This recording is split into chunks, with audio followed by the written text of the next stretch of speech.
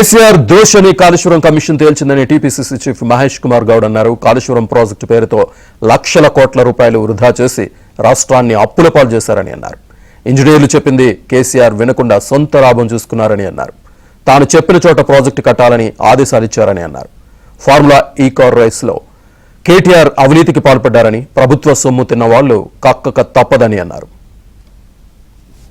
కేసీఆర్ దోషి అని దోష్ కమిషన్ తేల్చింది. ఎందుకు దోషి?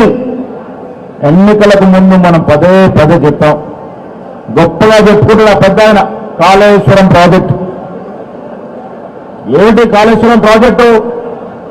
ఎందుకు కమిషన్ ఇవ్వాల్సి వచ్చింది?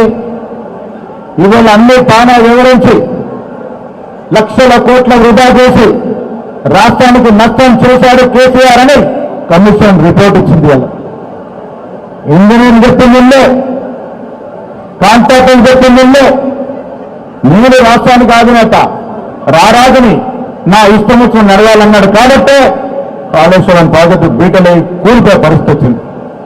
ఇంకా సిగ్గు లేకుండా ఒక పిల్లలు కూలితే, 2 పిల్లలు కూలితే, 3 పిల్లలు కూలితే ఏంటని అడుగుతారు. కాళేశ్వరం ప్రాజెక్టు కూడా కట్టాల్సిన చోట కట్టకుండా అధిక వ్యయాన్ని పోపి 40,000 కోట్ల ప్రాజెక్టుని 1,00,000 కోట్లు తీసుకెళ్లి